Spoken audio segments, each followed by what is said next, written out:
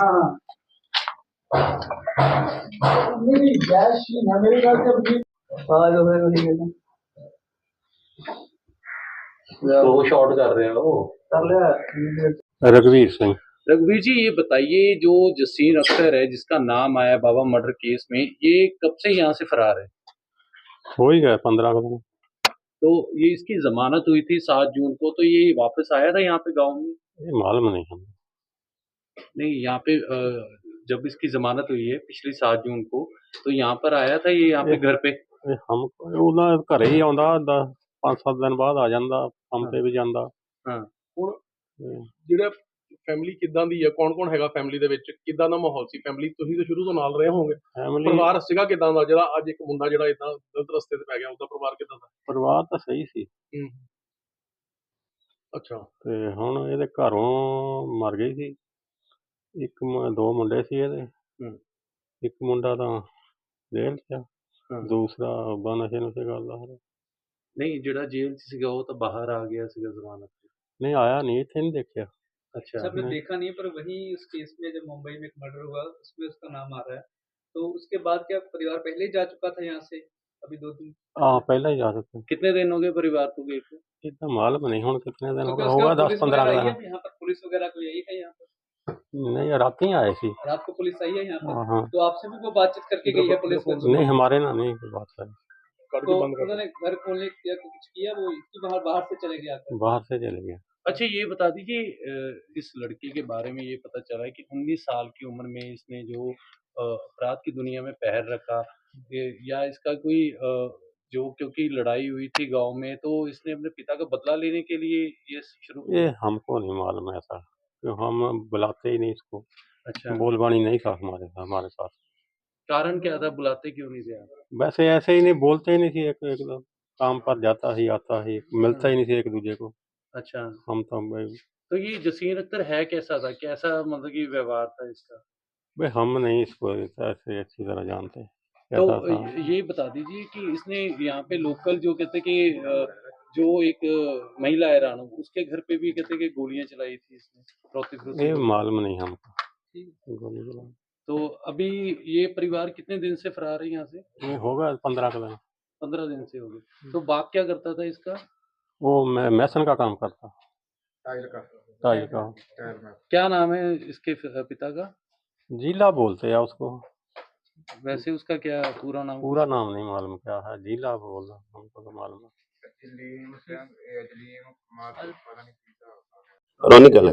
रोनी जी ये जसीर अख्तर का घर है जी। तो ये बता दीजिए कि ये कैसे आया अपराध की दुनिया में देखिए ਪਹਿਲੋਂ ਤਾਂ ਬਹੁਤ ਵਧੀਆ ਸੀ ਇਹਦਾ ਜਿਹੜਾ ਐਸਾ ਦੇ ਕਰੈਕਟਰ ਵਧੀਆ ਸੀਗਾ ਇਹਦਾ ਬੱਚਿਆਂ ਨਾਲ ਵਧੀਆ ਸੀਗਾ ਔਰ ਉਮਰ ਵੀ ਕੁਛ ਨਹੀਂ ਹੈ 17 ਸਾਲ ਹੈ ਉਮਰ ਤੇ ਇਸ ਤੋਂ ਬਾਅਦ ਥੋੜੀ ਛੋਟੀ ਮੋਟੀਆਂ ਲੜਾਈਆਂ ਹੋਈਆਂ ਜ਼ਰੂਰ ਪਰ ਇੱਥੇ ਤੱਕ ਜਾਣਾ ਸਾਡੀ ਉਮੀਦ ਨਹੀਂ ਸੀ। लेकिन बताया जा रहा है कि इस पे काफी मामले दर्ज थे 16 के करीब मामले दर्ज। हाँ पुलिस बता रही।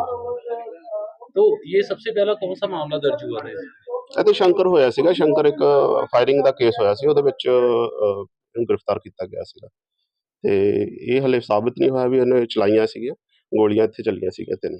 नहीं बताया ये जा रहा है कि फिरौती को लेकर इसने जो विक्रम बराड़ है उसके कहने पर गोलियां चलाई। नहीं ये पूरा मामला तो पुलिस बता सकती है।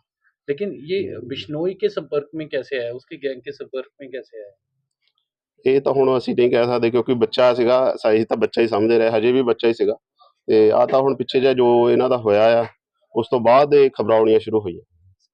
बताया जा रहा है कि सिद्धू मूसेवाला मर्डर केस में भी इन्वॉल्वमेंट थी पुलिस आती रही इसके घर ਇਹ ਪੁੱਛਗਿੱਛ ਲਈ ਤਾਂ ਆਉਂਦੀ ਰਹੀ ਹੈ ਪੁਲਿਸ ਕਿਉਂਕਿ ਨਾਮ ਜੇ ਆਇਆ ਤਾਂ ਖਰਤਾ ਹੋਣਾ ਹੀ ਹੈ ਉਹਨਾਂ ਨੇ ਤੇ ਇੱਥੇ ਆਉਂਦੇ ਰਹੇ ਪਰ ਇਦਾਂ ਦਾ ਕੋਈ ਹੋਈ ਨਹੀਂ ਹੈ ਸਿੱਧੂ ਮੂਸੇਵਾਲੇ ਦੇ ਕੇਸ ਵਿੱਚ ਇਹਦਾ ਨਹੀਂ ਕੋਈ ਇਨਵੋਲਵਮੈਂਟ ਨਹੀਂ ਸੀ पर लेकिन आती तो रही है नहीं आਉਂਦੀ ਰਹੀ है।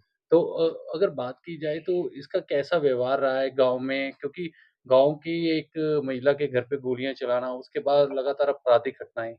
देखो पहले मैं ਤੁਹਾਨੂੰ ਦੱਸ ਚੁੱਕਾ ਵੀ ਇਹ ਬੱਚਾ ਸੀਗਾ 16-17 ਸਾਲ ਦਾ ਬੱਚਾ ਸੀ ਇਹ ਤੇ ਕਾਫੀ ਵਧੀਆ ਸੁਭਾਅ ਸੀ ਮਿਲਨਸਾਰ ਸੁਭਾਅ ਆ ਇਹਦਾ ਔਰ ਬਹੁਤ ਵਧੀਆ ਕਿਸੇ ਨਾਲ ਵੱਧ ਘੱਟ ਕੋਈ ਗੱਲ ਨਹੀਂ ਉਦਾਂ ਵੈਸੇ ਚਲੋ ਮੂੜੀ ਹੁੰਦੇ ਬੱਚੇ ਜਦਾਂ ਇਦਾਂ ਦੇ ਸੁਭਾਅ ਤਾਂ ਰਿਹਾ ਹੀ है। तो कितना पढ़ा है ये 10 ਪਾਸ ਹੋਗਾ। अच्छा तो इसके घर में कौन कौन है अभी ਇਹਦੇ ਬ੍ਰਦਰ ਵੱਡੇ ਤੇ ਇਹਨਾਂ ਫਾਦਰ ਸਾਹਿਬ, ਫਾਦਰ ਇਸ ਟਾਈਮ ਸ਼ਾਇਦ ਕਹਿੰਦੇ ਦਵਾਈ ਗਏ ਹੋਏ ਆ, ਤੇ ਬ੍ਰਦਰ ਨਹੀਂ ਪਤਾ क्योंकि 15 दिन तो ਇੱਥੇ ਨਹੀਂ ਕੋਈ। अच्छा, दुबई गए इसके पिता? जी जी। क्या नाम है इसके पिता का? ਇੱਥੇ ਲੋਕਲ ਤਾਂ ਜੀਲਾ ਕਹਿੰਦੇ ਉਹਨੂੰ, जमील मोहम्मद। नाम क्या है? मेरा नाम गगन। गगन जी, आप इसी गांव के रहने वाले हो और इसके बारे में बता दीजिए, ये लड़का कैसा था जसीन अख्तर जिसका नाम आया बाबा मर्डर केस? पहले तो ठीक था जी, अच्छा था, ऐसी कोई बात इसके बारे में सुनी नहीं थी। जब से बिश्नोई गैंग में जी गया तब से इसकी गांव में तो आया ही नहीं है ना। अभी पता चला, पहले जमानत हुई थी इसकी, कल जब आपकी न्यूज के माध्यम से पता चला भी ऐसे हो गया, न्यूज में आ रहा था, तो तब पता लगा भी इसका उसमें भी नाम है। लगभग कितना समय हो चुका है, कुछ मालूम है कि कब बिश्नोई गैंग में 3-4 साल पहले ये बिश्नोई गैंग में चला गया था।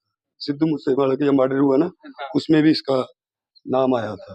और इससे पहले भी तो एक कोई ना कोई क्राइम में था जब एसएसपी पुलिस इसके एक पापा के साथ किसी का झगड़ा हुआ था, उसका बदले के कारण ये ऐसे चला गया, वहां पे बिश्नोई गैंग में चला गया। इससे पहले ये लेबर वर्क ही करता था?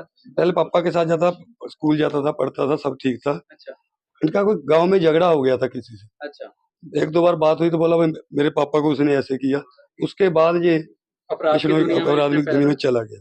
तो ये अगर बात की जाए तो महिला थी यहाँ पे गांव की एक रानो, उसके घर पे भी गोलियां चलाई थी? हाँ, उसपे बताए थे, सभी सुना था भाई, उसमें भी इसका नाम आया था, फिरौती के लिए इन्होंने उसको फोन किया था, तो उसके बाद ही सारा ये काम अभी हुआ। आपने सिद्धू मूसेवाला मर्डर केस के बारे में भी बोला है कि उसके बीच में भी इसका नाम था, तो ये क्या इन्वॉल्वमेंट था, कैसे ये वहाँ पे पहुंचा था? वहाँ पे नहीं, बस जहाँ पे उसका नाम आ रहा था, क्योंकि यहाँ पे पुलिस वगैरह बहुत आ रही थी उस समय, तो जब उसका नाम कल भी जैसे गांव में पुलिस आई तो क्या आप लोगों से बातचीत की है उन्होंने? हुई थी, बातचीत हमारे साथ हुई थी, हम जहाँ पे नजदीकी थे। हाँ, तो क्या उन्होंने पुलिस वाले क्या पूछ रहे थे? बस उन्होंने पूछा भी ये कहाँ पे घर किसका, मोबाइल नंबर पूछ रहे थे, उसके पापा का मालूम नहीं था किसी को, तो पूछ रहे थे, हमने तो हमको ऐसा मालूम नहीं था मोबाइल के अंदर। घर में कौन पारिवारिक मेंबर कितने हैं इनके? जो है कि इनकी एक बहन थी, वो डेथ हो गई थी, उनकी अब्बा थे, उनकी भी डेथ हो गई थी, और अभी तो माता जी उसकी भी डेथ हो गई थी। अब उनके दोनों भाई हैं, एक पिताजी है यहाँ पे। तो अभी इनके पिता और भाई कहाँ पर हैं?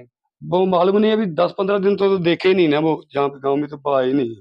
अच्छा, काम क्या करते हैं यहाँ पे? वो टाइल पत्थर का काम करते हैं। ठीक है भाजी, ते लिख लो या तो फटाफट हिंदी च। ओहो,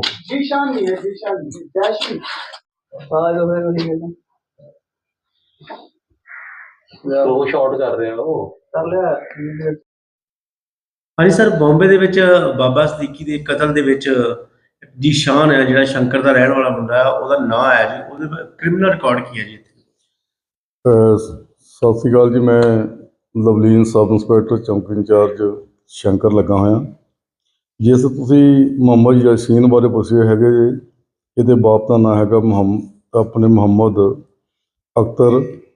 ਇਹ ਗੁਜਰਾਤੀ ਮੁਹੱਲਾ ਪਿੰਡ ਸ਼ੰਕਰ ਦਾ ਰਹਿਣ ਵਾਲਾ ਹੈਗਾ। ਇਸ ਦੇ ਖਿਲਾਫ ਵੱਖ-ਵੱਖ ਥਾਣਿਆਂ ਵਿੱਚ ਜਿਹੜੇ 9 ਮੁਕੱਦਮੇ ਦਰਜ ਹੈਗੇ ਨੇ ਜੀ। ਤੇ ਇਹ ਜਿਹੜਾ ਇੱਥੇ ਗੱਲ ਇੱਕ ਸਟੋਰੀ ਦੇ ਵਿੱਚ ਆਇਆ ਕਿ ਇਹਦੇ ਬਾਪ ਦੇ ਨਾਲ ਕੋਈ ਕੰਮ ਸਿੱਖਦਾ ਸੀਗਾ ਮੁੰਡਾ, ਤੇ ਕਿਸੇ ਕਾਰਨ ਉਹਨਾਂ ਦੀ ਆਪਸ ਵਿੱਚ ਲੜਾਈ ਹੋਈ ਸੀ, ਤੇ ਜਿਹਦੇ ਤੋਂ ਖਾਰ ਖਾ ਕੇ ਇਹ ਜਿਹੜਾ ਕ੍ਰਿਮੀਨਲ ਲਾਈਨ ਦੇ ਵਿੱਚ ਆਇਆ। ਹਾਂ, ਇਸ ਪਿੰਡ ਵਿੱਚ ਪਾਰਟੀਬਾਜ਼ੀ ਹੈਗੀ ਹੈ। ਪਿੰਡ ਦੀ ਪਾਰਟੀਬਾਜ਼ੀ ਵਿੱਚ ਇਹਨਾਂ ਦੇ ਇੱਕ ਦੂਜੇ ਦੇ ਖਿਲਾਫ ਦੋਨਾਂ ਧਿਰਾਂ ਦੇ ਮੁਕੱਦਮੇ ਦਰਜ ਹੋਏ ਆ। ਉਸ ਤੋਂ ਬਾਅਦ ਵਿੱਚ ਇਹ ਬੰਦਾ ਜੇਲ੍ਹ ਚਲ ਗਿਆ ਸੀਗਾ। ਇਹਨੂੰ ਜੇਲ੍ਹ ਗਏ ਨੂੰ ਕਰੀਬ 1.5 ਤੋਂ 2 ਸਾਲ ਹੋ ਗਿਆ ਹੈਗਾ। ਉਸ ਤੋਂ ਬਾਅਦ ਮੁੜ ਕੇ ਜ਼ਮਾਨਤ ਆ। ਉਸ ਤੋਂ ਬਾਅਦ ਦੁਬਾਰਾ ਕਦੀ ਪਿੰਡ ਵੇਖਿਆ ਨਹੀਂ ਗਿਆ, ਨਾ ਹੀ ਕਦੀ ਪਿੰਡ ਆਇਆ ਹੈਗਾ ਜੀ। ਤੇ ਸਰ ਇਹਦੀ ਜਿਹੜੀ ਬਾਕੀ ਫੈਮਿਲੀ ਆ ਉਹ ਸ਼ੰਕਰ ਵਿੱਚ ਰਹਿ ਰਹੀ? ਬਾਕੀ ਫੈਮਿਲੀ ਦੇ ਫਾਦਰ ਸਾਹਿਬ, ਇੱਕ ਭਰਾ ਹੈਗਾ ਇਹਦਾ, ਤੇ ਇੱਕ ਇਹ ਸੀਗਾ, 3 ਮੈਂਬਰ ਹੈਗੇ ਨੇ ਇਹ। ਪਰ ਇਸ ਵੇਲੇ ਘਰ ਨੂੰ ਤਾਲੇ ਲੱਗੇ ਹੋਏ ਆ। ਇਸ ਵੇਲੇ ਪਿੰਡ ਵਿੱਚ ਕੋਈ ਬੰਦਾ ਨਹੀਂ ਰਹਿ ਰਿਹਾ ਹੈਗਾ ਜੀ। ਠੀਕ ਹੈ ਜੀ। ਤੇ ਹੋਰ ਇਹਦੇ ਬਾਰੇ ਕੀ ਜਾਣਕਾਰੀ ਹੈ ਜੀ? ਜਦੋਂ ਜੇਲ੍ਹ ਵਿੱਚੋਂ ਛੁੱਟਿਆ ਉਸ ਤੋਂ ਬਾਅਦ ਇਹ ਪਿੰਡ ਆਇਆ ਜਾਂ ਨਹੀਂ? ਜਦੋਂ ਦਾ ਇਹ ਜੇਲ੍ਹ ਤੋਂ ਜ਼ਮਾਨਤ ਹੋਈ ਆ, ਕਦੇ ਵੀ ਤੇ ਪਿੰਡ ਵਿੱਚ ਨਹੀਂ ਵੇਖਿਆ ਗਿਆ ਜੀ। ਹਾਂਜੀ। ਤੇ ਜਿਹੜੇ 9 ਮੁਕੱਦਮੇ ਨੇ ਵੱਖ-ਵੱਖ ਦਰਜ ਹੋਏ ਨੇ, ਉਹਨਾਂ ਦੇ ਵਿੱਚ ਜਿਹੜੇ ਕਤਲ ਦੇ ਕੇਸ ਕਿੰਨੇ ਜੀ? ਉਹਨਾਂ 'ਚ 302 ਦਾ ਇੱਕ ਮੁਕੱਦਮਾ ਹੈਗਾ ਜੀ।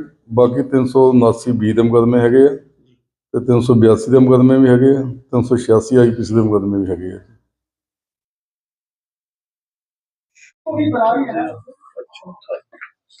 ठीक है, बस मैं नाम